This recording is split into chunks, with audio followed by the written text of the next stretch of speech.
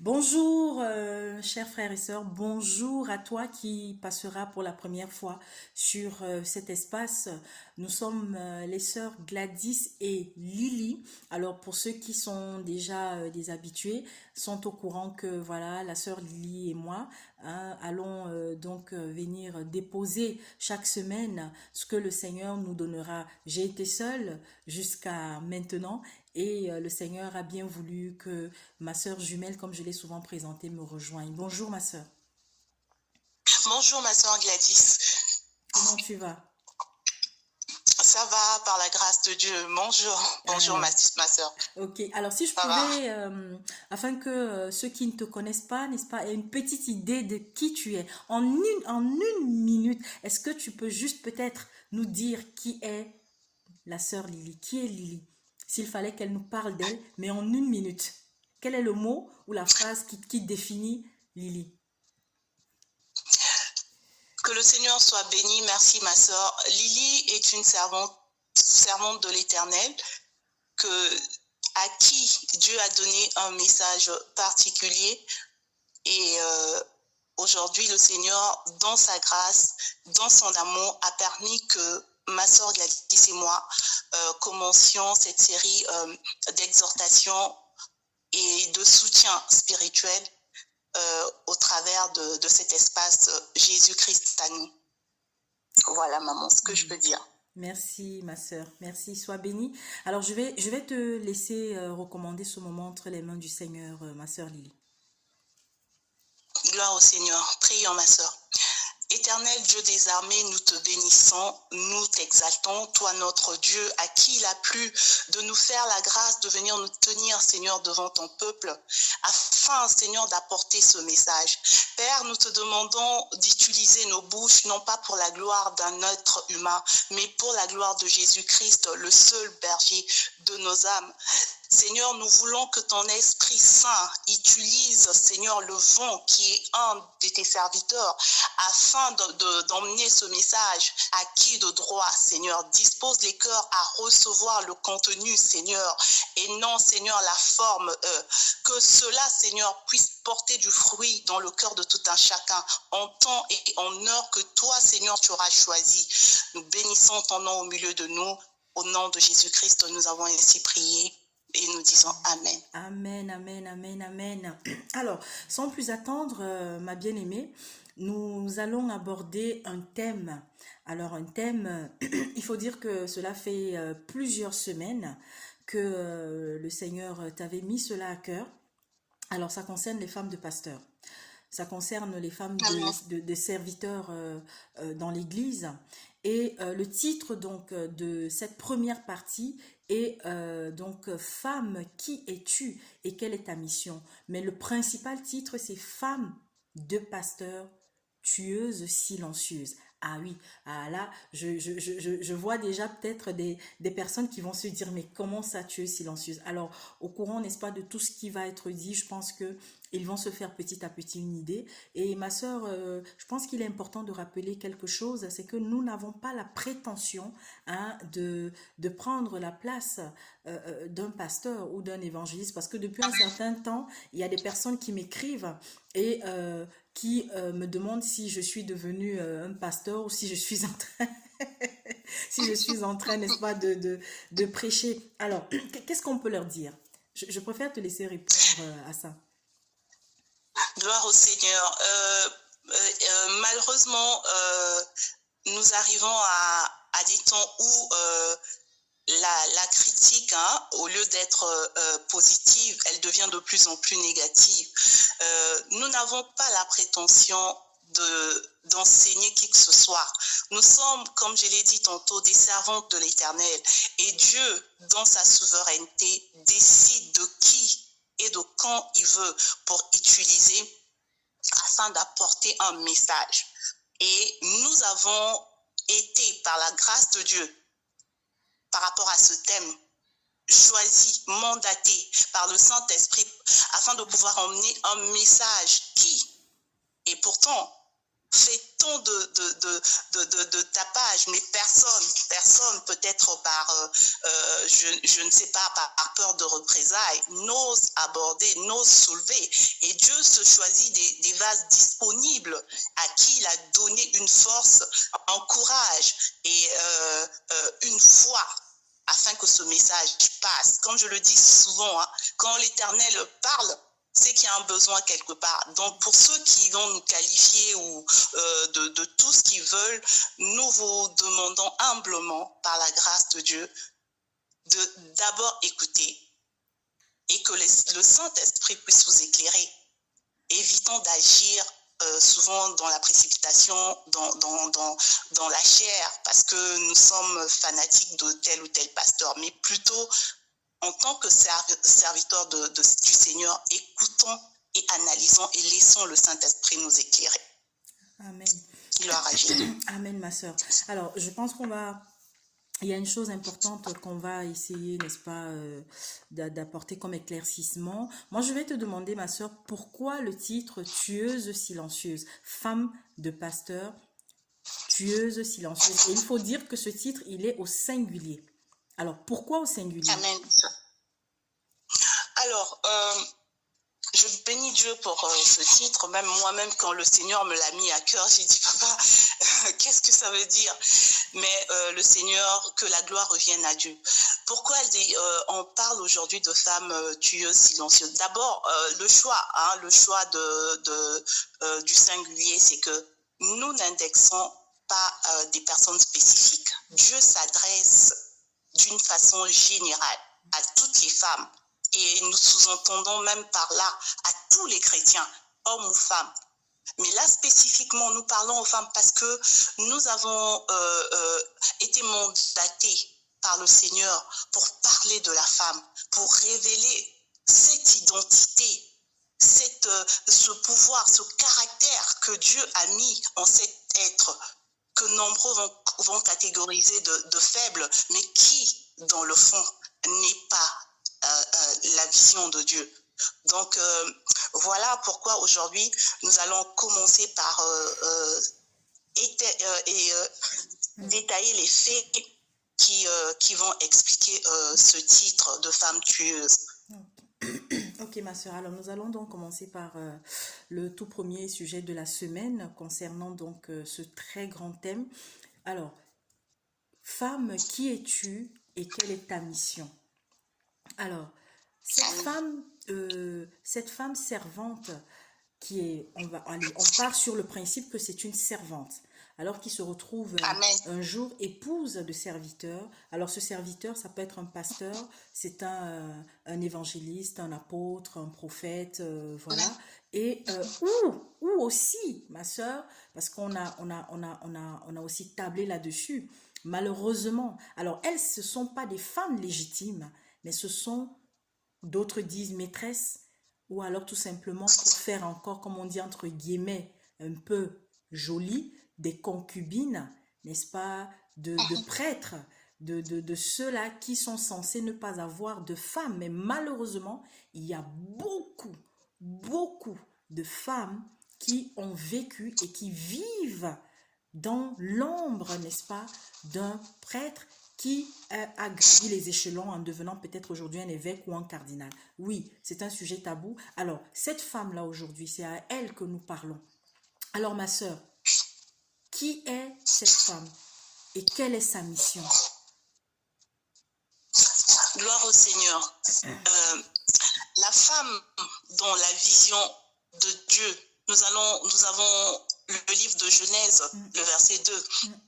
Le chapitre 2, le verset 18, qui nous dit qui est la femme. Le Seigneur l'appelle aide. Toute femme avons,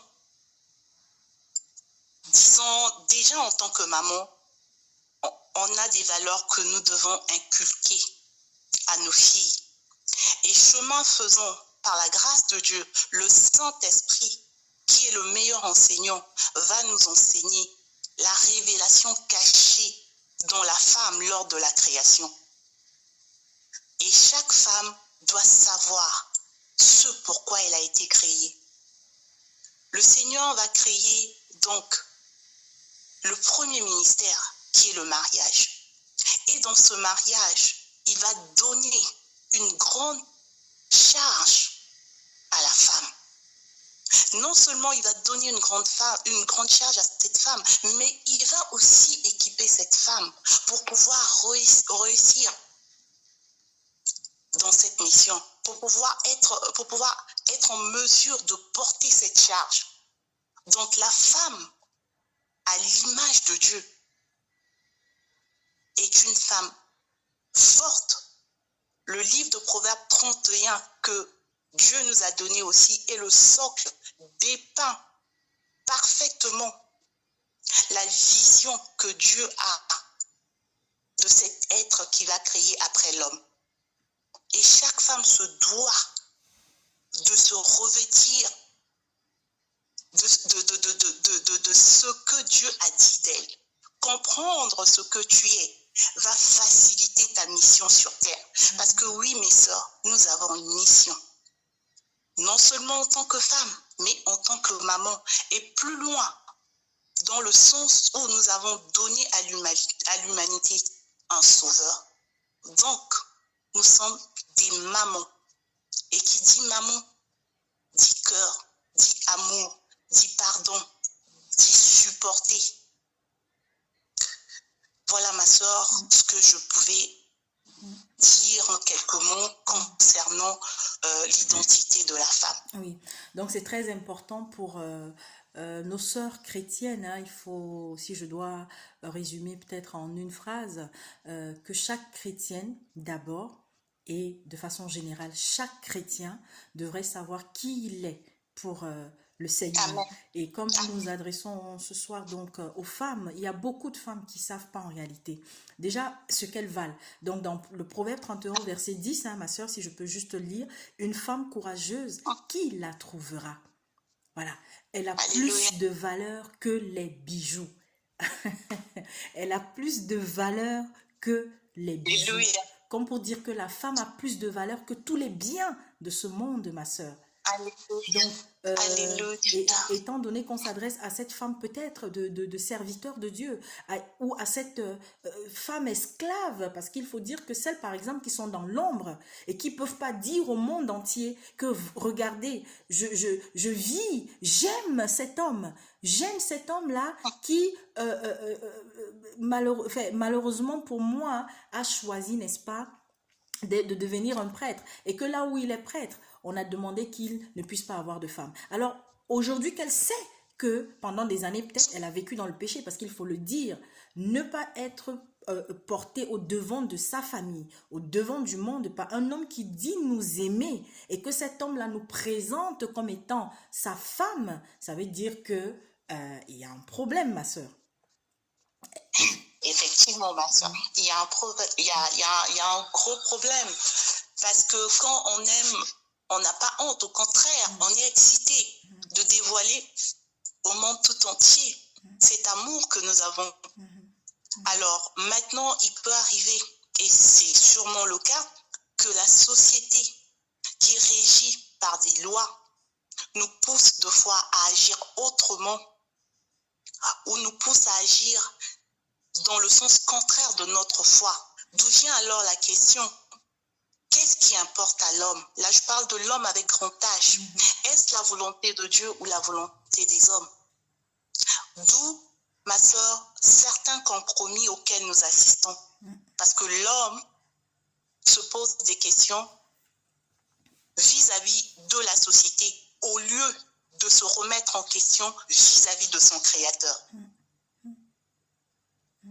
Voilà, maman. Oui, mais moi je voudrais, parce que je pars en fait d'une expérience personnelle. Alors attention, hein, j'ai jamais été avec avec un prêtre, mais je connais, j'ai eu une grande sœur, hein, j'ai aussi eu une tata, j'étais toute jeune, qui a vécu pendant longtemps avec un prêtre.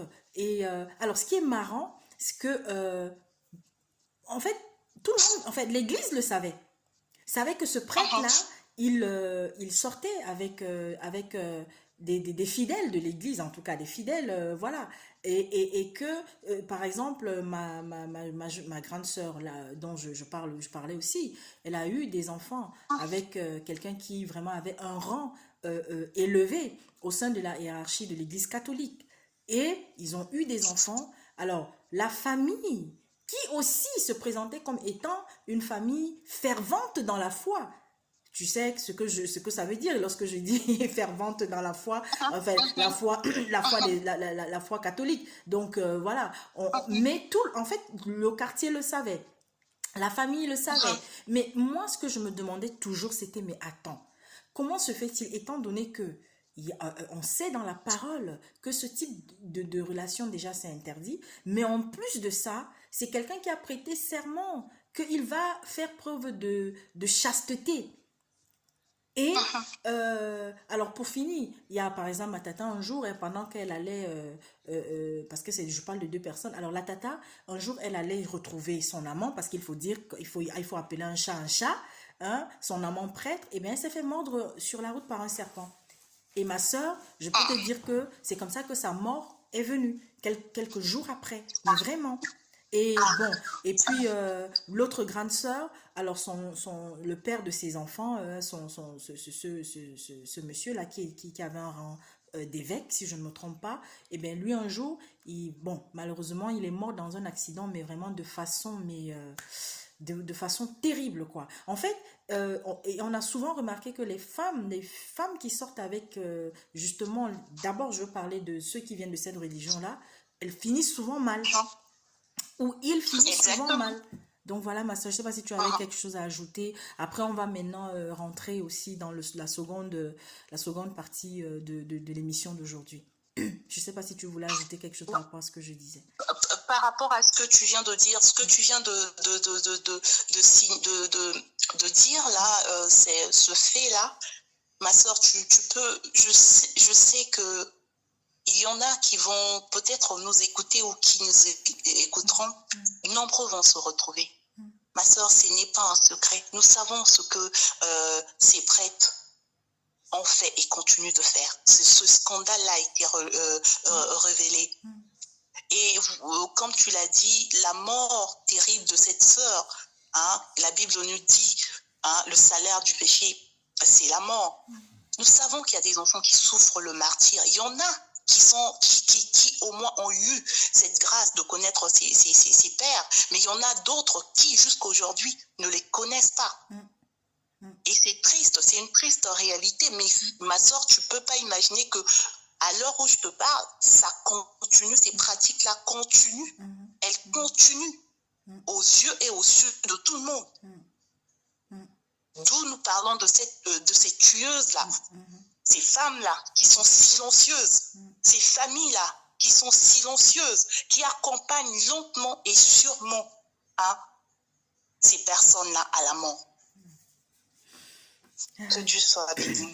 Ah oui, ça m'émeut beaucoup le thème que nous abordons parce que, alors, j'en profite pour justement rappeler que nous allons aborder parfois des thèmes lourds comme ça, non pas parce que nous venons pour juger et condamner, non, mais c'est une façon de dire à toi qui peut-être vis cette situation-là, eh bien, sache que nous sommes là, et qui peut-être veut en sortir, et tu te demandes comment faire, et des fois la honte aussi, parce qu'un jour on s'aperçoit, on finit vraiment par s'apercevoir, parce que les gens qui enrôlent des femmes dans ce type de relation, eux ils savent qu'ils sont dans le péché, mais comme ils ont une posture qui fait que, alors il y a des milliers de personnes qui sont après eux, il y a des milliers de personnes qui sont là en train de faire mon père, papa pasto, je ne sais pas quoi, parce qu'il y a des pasteurs, même s'ils sont mariés aussi, qui ont des concubines à côté, malheureusement, voilà. Alors, toi qui es dans cette situation, et peut-être tu n'en as jamais parlé à qui que ce soit, ou alors toi qui es né d'une relation, n'est-ce pas, de ce type, c'est-à-dire que ta mère a été, ou même tu as fini par savoir que ton père était, n'est-ce pas, un cadre au sein de l'église, mais qui n'avait pas reconnu ta naissance, n'hésite pas à prendre contact avec nous. Nous sommes là, c'est pour nous soutenir, c'est pour nous dire qu'il y a quelqu'un qui est là. et qui va essuyer et qui est prêt à vous restaurer et surtout qui est prêt à te pardonner. Toi, ma soeur, ou toi, mon frère. Oui, si tu es encore dans ce genre de pratique, tu peux sortir de là et n'aie pas honte. Donc voilà le message qu'en fait, derrière les thèmes qui seront abordés et qui ne seront pas des thèmes, comment dire, qu'on a l'habitude d'entendre. C'est vrai. Alors on sait, peut-être ça va nous valoir beaucoup hein, comme Lily le disait, mais le Seigneur nous y a préparés. Alors, s'il y en a qui vont nous insulter, comme je vous rappelle souvent dans les vidéos que j'ai souvent eu à enregistrer, vraiment vous perdez votre temps.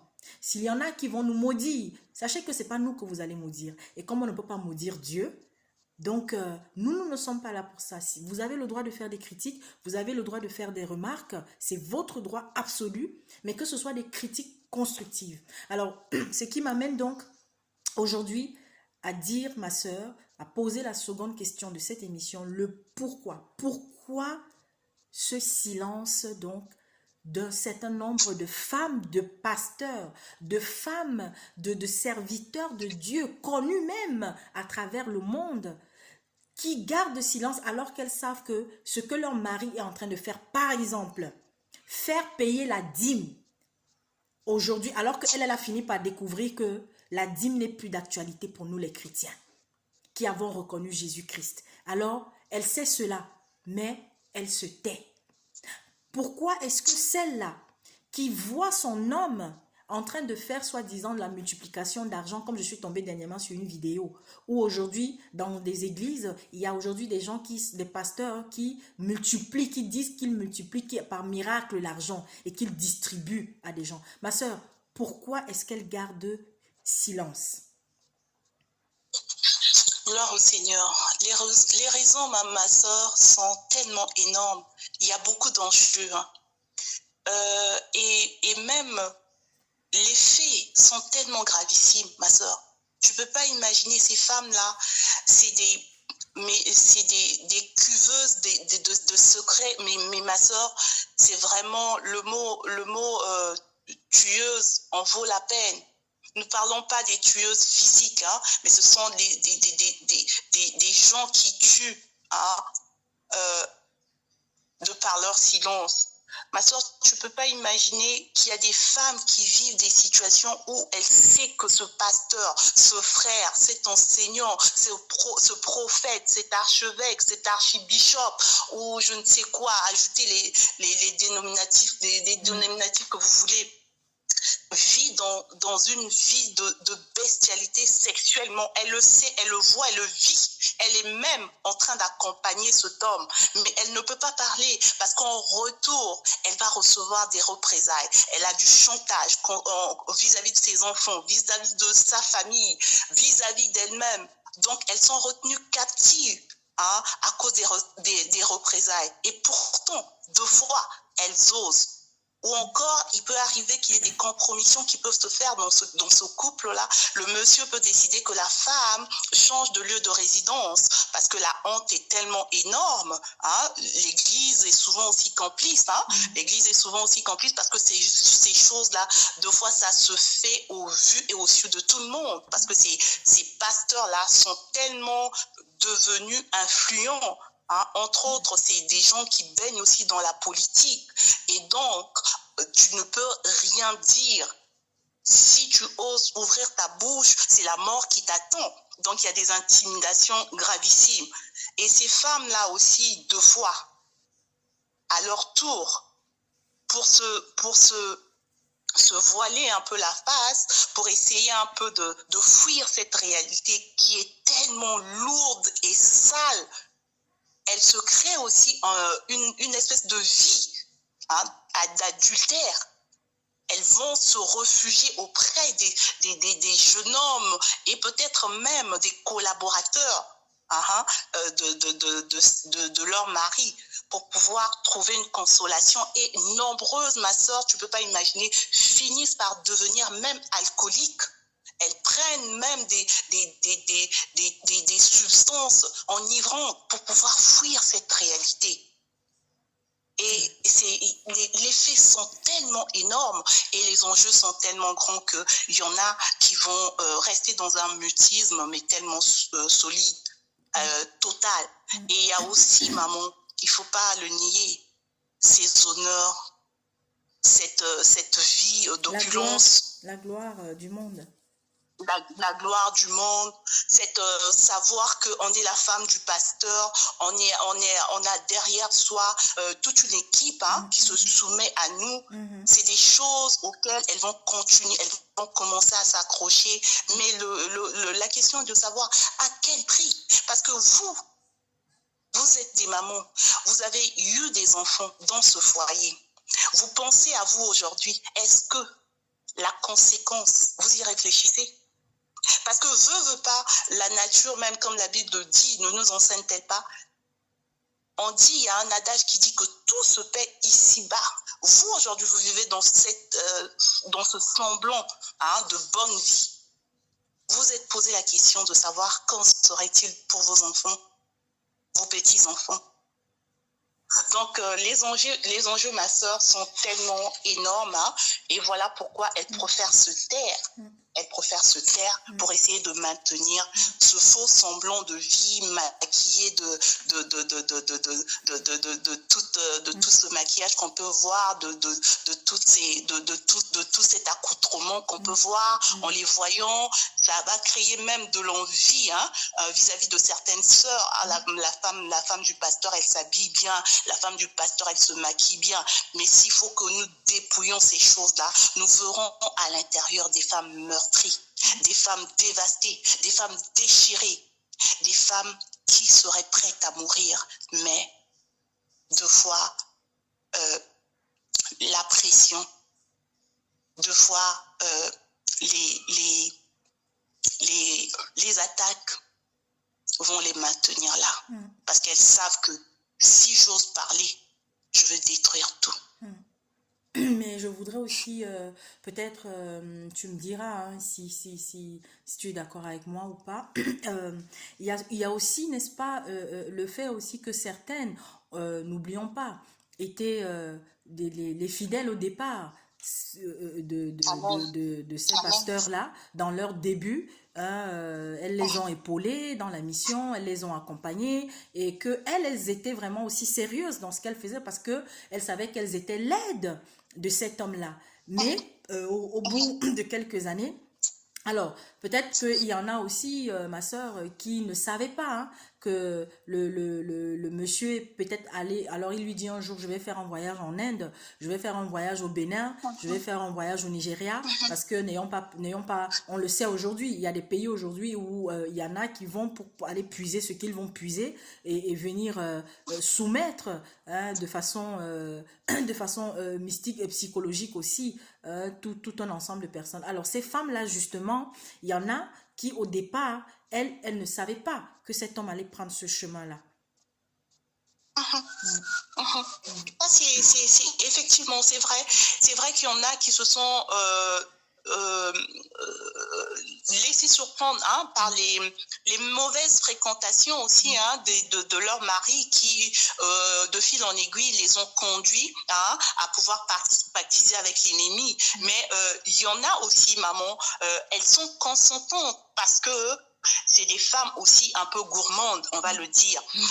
C'est des femmes, parce que généralement, maman, quand vous êtes dans un couple, si l'autre choisit de suivre l'ennemi, parce qu'il va avoir des rituels, des pratiques, des observations, et ces choses-là demandent une assistance. Ok, à certaines heures, il y a des heures où tu ne pourras pas faire ci, tu ne pourras pas faire ça, et la première personne qui doit être impliquée, c'est la personne proche de toi.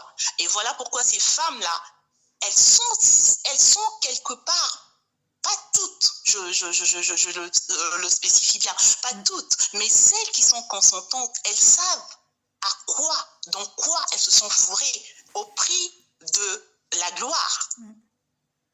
Et il y en a qui sont liées, parce qu'elles ont été surprises.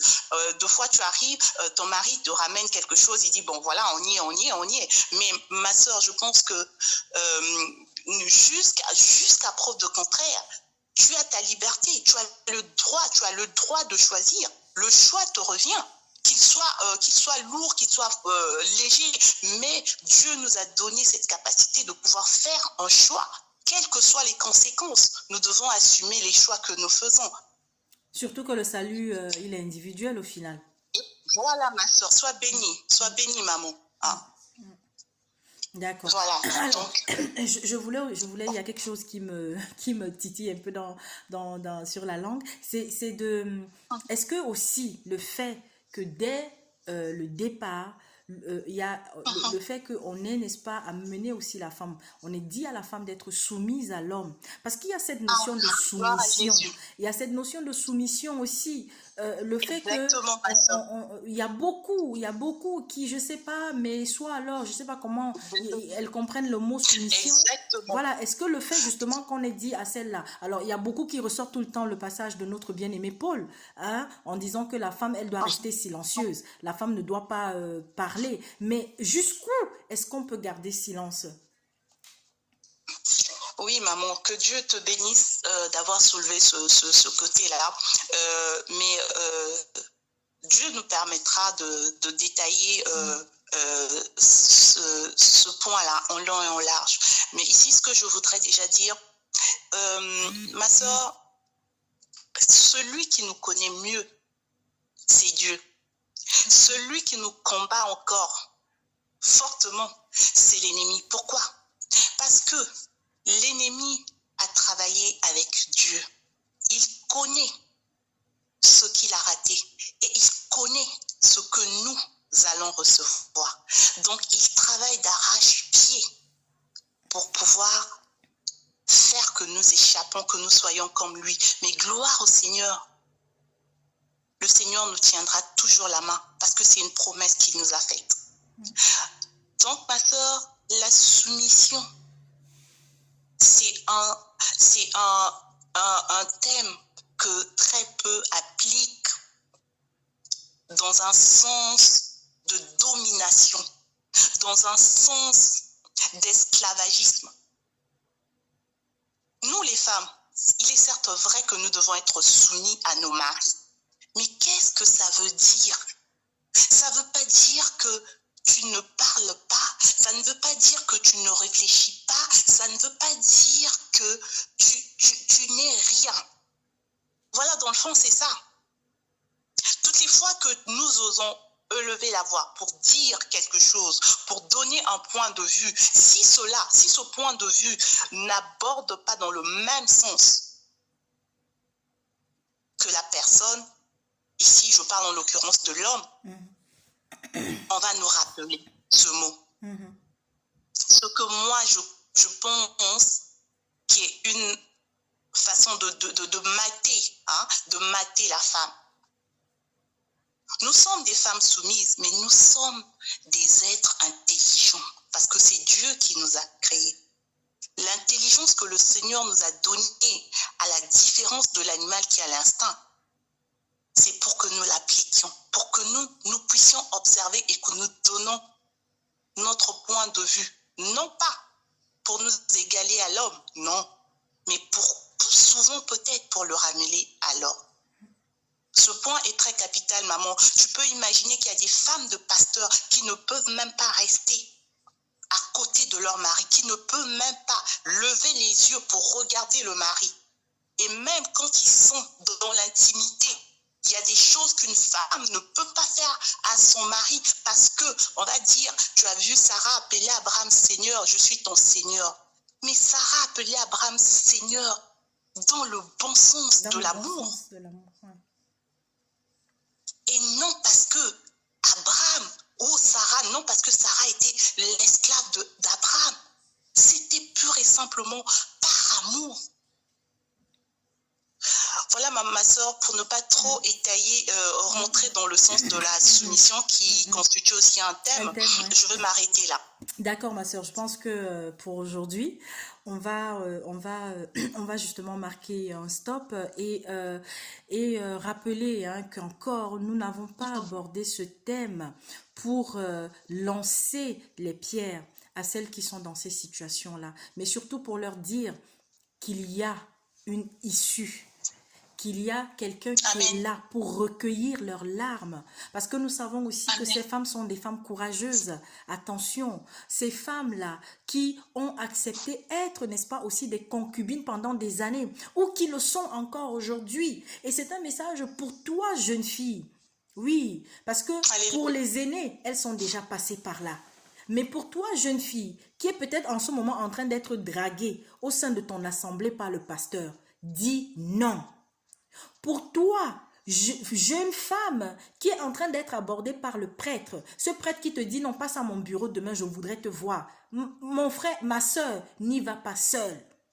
N'y va pas seul. Certes, ce que nous sommes en train de faire là, ce que je dis, c'est déjà une toute petite solution parce que la semaine prochaine, on va aborder, n'est-ce pas, la phase des solutions. Quelles sont alors les solutions que l'Esprit Saint nous a données à ma sœur et à moi, qui sont nombreuses, mais la principale solution, c'est Jésus-Christ. La principale Amen. solution, Amen. l'unique solution, c'est que sache que maman, alors, avant de partir, voilà, il y a une chose. Alors, maman, pour une femme, c'est vrai que ça fait partie, n'est-ce pas, des choses on va aborder la semaine prochaine, mais j'ai envie quand même qu'on dépose quelque chose de fort, de positif, Amen. qui marque un espoir pour ces femmes-là, peut-être qui se sont crues maudites, pour ces femmes-là qui ont été à un moment donné utilisées comme des chiffons, pressées, et qui le sont encore jusqu'à maintenant. Alors, qu'est-ce que maman, on peut dire à ces femmes qui sont peut-être sur le point de vouloir même demander le divorce et qui ont peut-être des pasteurs, des maris pasteurs qui sont dans des choses pas bien et que peut-être elles estiment avoir déjà tout fait, tout essayé, et qu'elles n'en peuvent plus. Qu'est-ce qu'on peut leur dire? Ok, maman. Je pense qu'on va laisser nos sorts sur leur fin à cette question-là, parce que nous reviendrons donner, donner autant de support par rapport à ces questions-là. Maintenant, à cette question-là, je voulais dire, maintenant pour essayer de les apaiser, d'ici à la semaine prochaine, nous pouvons dire que, comme tu l'as dit, maman, la solution miracle, c'est le Christ. Parce que le Christ, il dit, dans sa parole, le Seigneur dit, il n'y a plus de condamnation pour ceux qui sont en Christ. Il rajoute, il dit que tout est accompli.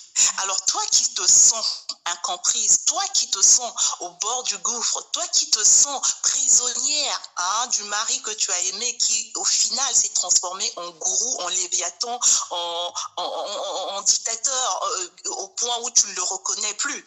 Je veux te dire une chose, le créateur de cet être-là est bien réel. Il existe et il est le rémunérateur de ceux qui le cherchent. Amen. Prends courage, ma soeur. Tiens bon. Amen. Lève tes yeux vers les montagnes, d'où te viendra le secours. Amen. Le secours te viendra de l'Éternel qui a fait les cieux et la terre. Amen. Et aussi, comme ma soeur l'a dit, nous sommes ici, c'est pas par pur hasard. Nous n'avons pas le monopole de l'évangile, mais nous sommes juste des vases que Dieu remplit à sa convenance. Amen. Soyez bénis. Amen. Amen. Je voudrais, pour finir, ma soeur, si tu me le permets, donner un message, étant donné que nous n'allons pas conclure parce que nous n'avons pas fini avec cette série. Je voudrais dire aux fanatiques religieux qui vont nous écouter, qui vont avoir à poster des commentaires irrespectueux, injurieux et dépourvus de sens, plutôt que d'encourager des messages de délivrance comme ceux-ci. Ayez le temps d'écouter. Laissez-vous conduire par le Saint-Esprit, afin que seul Jésus-Christ, qui est le véritable sauveur du monde, reçoive toute l'honneur et la gloire. Soyez bénis, nous vous aimons. Amen. Au nom de Jésus. Amen. Amen. Sois bénie, ma sœur. C'est un réel plaisir d'avoir passé cette toute première. Et rappelons-le, donc, par semaine, ne soyez pas surpris hein, d'avoir donc 2 vidéos, hein, parce que si moi je reçois un message Amen. entre-temps, eh ben, je viendrai Amen. déposer, mais donc une fois par semaine, jusqu'à ce que le Seigneur nous dise stop, parce que nous ne sommes pas là pour venir perdurer, nous sommes là pour un temps. Et le jour où papa va nous dire à ma soeur jumelle et à moi, c'est bon, votre temps, vous l'avez fait, c'est bon, Gladys, c'est bon, Lily, Amen. eh ben, Amen. on Amen. arrêtera. Donc, ma soeur, sois bénie. Que le Seigneur Sois bénisse bénie, maman. ta semaine. Et surtout, alors, cet espace, c'est pas seulement pour les chrétiens, mais nous nous adressons à tout le monde. Nous nous adressons, comme je le dis toujours, à toi. Toi peut-être qui a été rejeté, toi qui n'as jamais, ne serait-ce que eu la curiosité de chercher à savoir, mais qui est ce Jésus? Cet espace est pour toi. Et quelle que soit la situation que tu vis, sache que nous sommes là. Alors voilà pourquoi je vais rappeler un numéro de téléphone. Je l'avais déjà fait. Il y a, n'est-ce pas, une vidéo pour ceux qui regarderont. Vous pourrez chercher. C'est une vidéo que j'avais intitulée Information très importante, quelque chose comme ça. Donc, le 07 82 42 72 77. 07 82 42 72 77. Donc, pour ceux et celles qui sont mal, qui se sentent rejetés, vous avez besoin d'une oreille. Vous avez besoin d'une écoute, nous sommes là. Nous n'avons pas de potion magique, nous n'avons pas de potion miraculeuse, nous n'avons pas de formule magique. Notre seule formule magique, c'est Jésus-Christ, parce qu'il est vivant. Alors prenez soin de vous. Ma soeur, je t'aime et je te dis à très bientôt. Je t'aime, maman. Que Dieu vous protège. À bientôt. Amen. Amen.